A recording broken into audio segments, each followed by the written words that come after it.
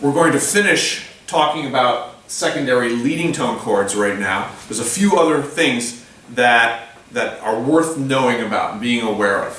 So the first thing I wanted to talk about is sequences. And this is actually not just for secondary leading tone chords, but also for secondary dominants.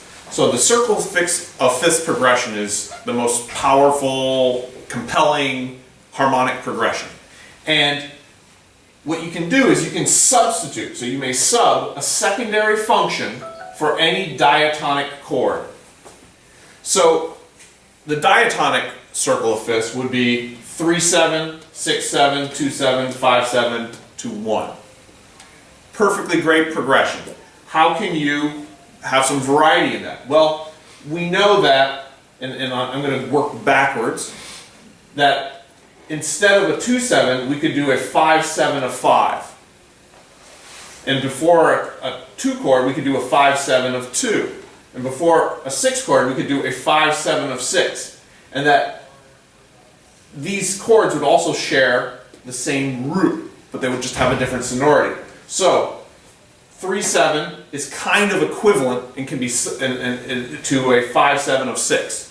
And 6/7 is somewhat equivalent to 5/7 of 2. And 2/7 is somewhat equivalent of 5/7 of 5. So these can be substituted. We know by the same token, this 5/7 can be preceded by 7 diminished 7 of 5.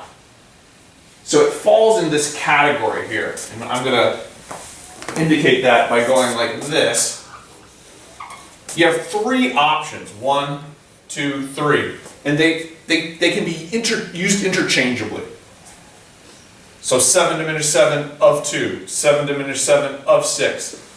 You then have these all in their own categories. So any one of these, and you can then jump from the diatonic to the secondary dominant to the leading tone version in any pattern you want. And so that gives you so many different permutations and different chord substitutions, all of which, in this case, are still utilizing the circle of fifths. If we're in the key of C major, 3/7, let's use some lead sheet symbols, because these are sometimes particularly helpful when you're dealing and talking about secondary functions. So first, the diatonic version would be E minor 7, A minor 7, D minor 7, G7, C. So that would be the lead sheet symbols for our diatonic version. Our 5/7 of 6, that would be an E7. 5/7 of 2 is an A7. 5/7 of 5 is a D7. Notice how they share the same root note, it's just a different sonority.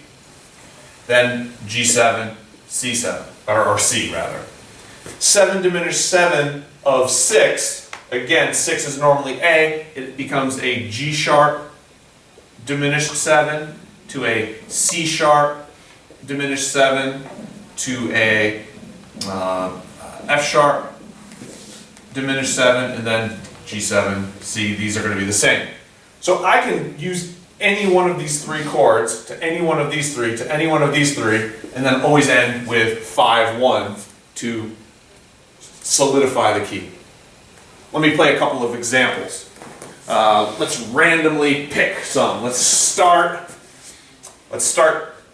go like this for this time. 1, 2, 3. And hear what that would sound like. So we're in the key of C major. Let me give you that. We start with E minor 7.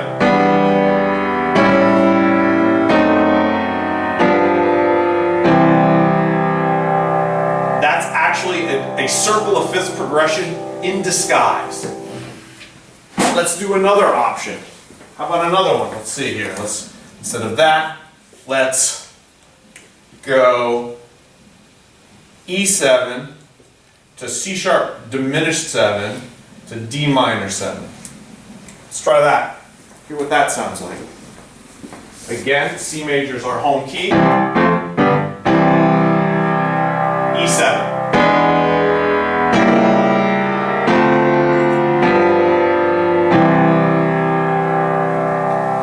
That sounds great too. Yet another option. So when analyzing music, you now need to be aware of all of these possible substitutions and how secondary functions can substitute for diatonic chords, especially within a circle of fifths progression, circle of fifths sequence to be specific. Great, let's move forward. Let's talk about enharmonic spellings. So way back, music theory video, lesson video number 1, we talked about all the different major scales. And we said there's really 15 major scales you need to learn, not 12, because we have enharmonic spelling. So we do have a B major scale and a C flat major scale. They're the same notes on the piano, and harmonically, you can say, oh, it's the same thing enharmonically. How does that play in for what we're going to talk about? In the key of F major, a 2-6-5, 7, diminished 7 of 5 to 1-6-4. If we were to look at what that might be in terms of chord spelling, a 2-6-5 is a G minor 7 with B flat in the bass. So we would say B flat, D, F, G. And then we say, okay, our 7 diminished 7 of 5. 5 is C. That means we need a B natural, D, F. And we would expect an A flat. And then 1-6-4 would be C, F, A natural. Right? So these would be our 3 chords. One thing that happens in music is you want to have a line. The music wants to show how it's going to resolve. So normally sharps resolve up and flats resolve down. So this A flat is the 7th of our 7 diminished 7. We'd expect that to go down, but it's not going to be able to go to a G, right? Because there's no G in this 1-6-4 chord. Where is it actually going to go? It's actually going to go to the A natural. It's not going to resolve down. As we've said, 7ths always resolve down. Whenever we say always, there's going to be exceptions. And this is a prime place. So we spell this chord enharmonically. So instead of this A flat, it is common to find a G sharp instead. Why? Because now we have G, G sharp, A. And we don't need this natural sign. Instead of having an A flat and an A natural, 2 accidentals, we just need 1 accidental. We just need the G sharp. So it's easier to read for the performer, and it shows the direction of resolution. The sharps are resolving up, as opposed to that flat going down. Now your mind might be blown to be like, what's going on? 7ths resolve down. How can we do that? Well, don't worry. We eventually do. We just make you wait for it. Because this 1-6-4 chord, what's it going to go to? It's going to go to a 5 chord, right? It's very much a cadential 6-4 in this setting. And if we go to a 5 chord, C, E, G, hey, there's the G. There's the G we wanted, right? That A flat. That was going to resolve to this G, right? This 1-6-4 chord is just delaying that resolution. But because of that delay, in the short term, it looks like the 7th doesn't resolve down. And because of that, we change from writing it as an A flat to a G sharp. But all is not mayhem and chaos. It all makes sense. We come to that G, it's just a little bit delayed. And then because of that, we make these changes. So enharmonic spelling of 7 diminished 7, secondary function leading tone chords, is not uncommon. So you might see a chord that you look at as B, D, F, G sharp. And you say, oh, this is a... So normally when you see that, right, a G sharp, you'd say, oh, G sharp is the root. G sharp, B, D, F. Well, G sharp would resolve to an A. So is this really a 7 diminished 7 of 3. Because if you analyze it as it was spelled, with G sharp as the root and not B, it would be a 7 diminished 7 of 3. But you're like, but it goes to 1, 6, 4, and then to 5. That doesn't make any sense. That's correct. It's really a B diminished 7 in disguise, written enharmonically. So, to have the most sophisticated and meaningful Roman numeral analysis, you would need to recognize that when it is spelled like this with the G sharp, it's an enharmonic spelling. That's like a whole new level of complexity. So when you get a piece of music and it's just written by Brahms or Tchaikovsky and you're trying to analyze it, you have no way of knowing right off the bat whether they're writing stuff enharmonically or the way it's really supposed to be. And so you have to really start looking at things in a much broader, holistic, larger context to really have the most enlightening Roman numeral analysis. Whole new challenge. As if our lives weren't difficult enough. Deceptive resolutions and other secondary functions. We've talked about 5 of where it's going to go. So a dominant as a secondary function. So we know we've had secondary dominants, right? We've had secondary leading tone functions, our 7. We're going to have new. There's even more. If we have 5, 7 of 6, we expect that to resolve to 6, right? Our expectation is for it to go to a 6 chord. But we know about deceptive resolutions. We know that a dominant chord, a 5-7 chord, can resolve deceptively to 6. What if we were to do that with our secondary function, our secondary dominant? Instead of resolving as expected, what if it were to resolve deceptively? Let's pick a key so we can talk about specifics. Let's pick C major. C major. Our 5-7 of 6. Right? So 6 is A minor. 5-7, this is going to be an E7. We expect it to go to A minor. But we know dominant chords, and 5-7 is the dominant. It's just a secondary dominant. Can resolve deceptively by going up from 5 to 6. So if it were to go to 6 and resolve deceptively, it would go to an F major triad. That would be its deceptive resolution. Now, what would F be in the key of C? You could say, oh look, it's a 4 chord. I went 5-7 of 6 to 4. But you know what? That would not be the most enlightened Roman numeral analysis. It would not be the most insightful. It would not be the most meaningful. You could also say that I went to the 6 in the key of the 6. So in the key of A minor, I'm using the 6 chord, which is an F major triad. So at first glance, when you see an uppercase Roman numeral 6 over a minor Roman numeral 6, your head might start spinning. But that's why. What we're saying is, just like we had 5 of 2, saying that in the key of whatever 2 is from the original key, so we're referencing another key. Let's say we have our C major again. So we're saying 2 is D minor. 5 of that would be an A major triad. The 2 is derived from here, which is our 1, C.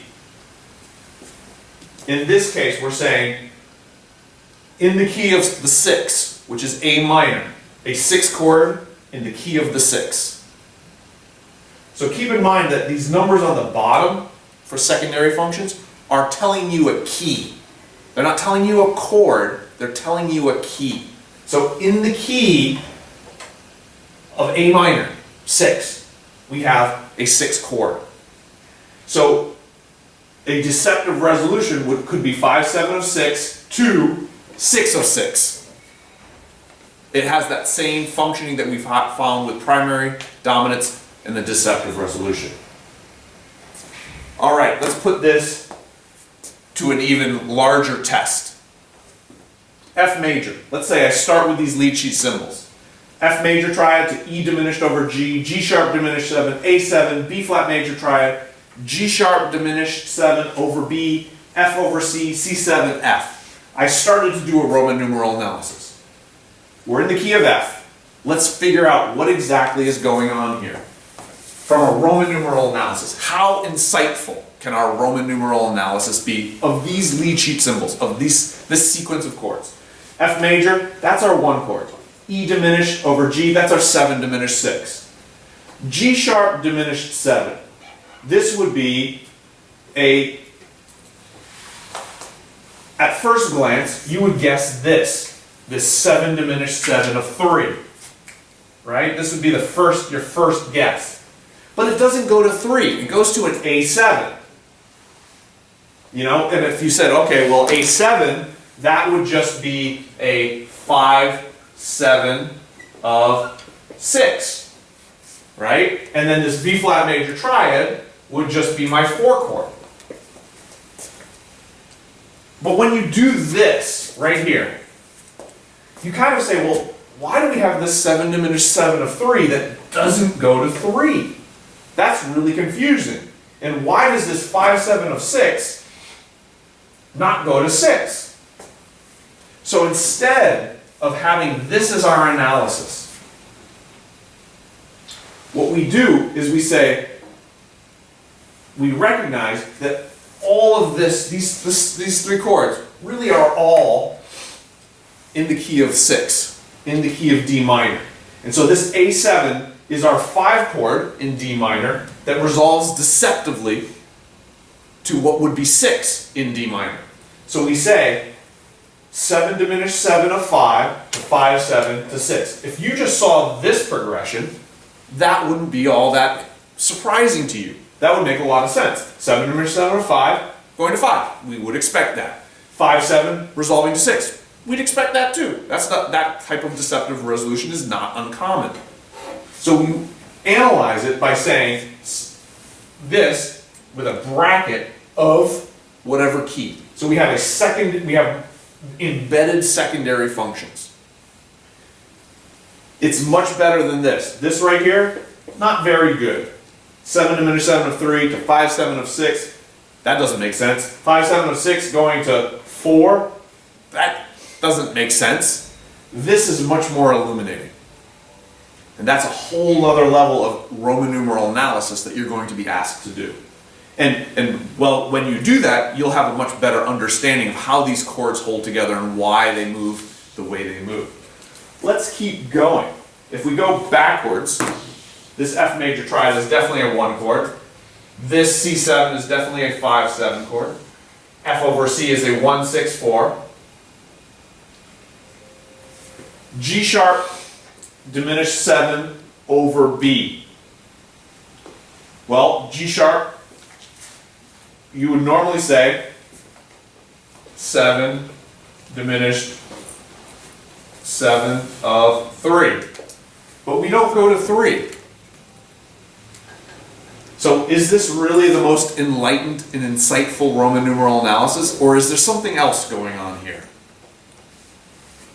Well, what does it go to? It goes to this cadential 6/4 to 5.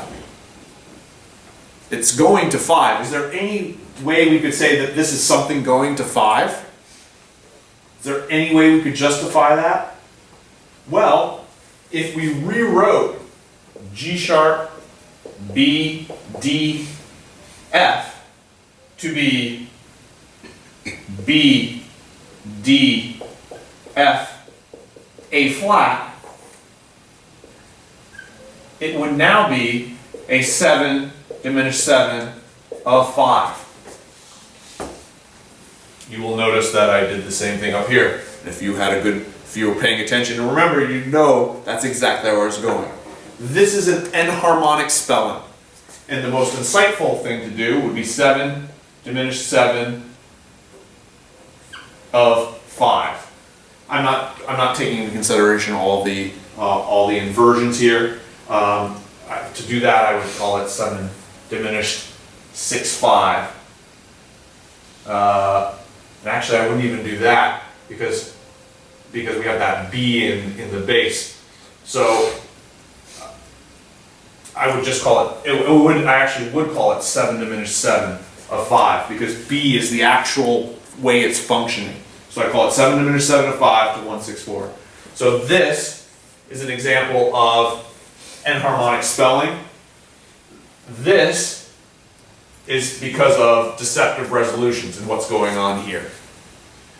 The challenge for you moving forward is, as you are analyzing music, recognizing that there's a level of complexity that your first initial analysis, that might be a 7 diminished 7 of 3, that doesn't resolve and make a lot of sense. You might have to re-look at it and say, well, is there an enharmonic spelling at work, or is there a deceptive resolution I need to recognize? So good luck and enjoy.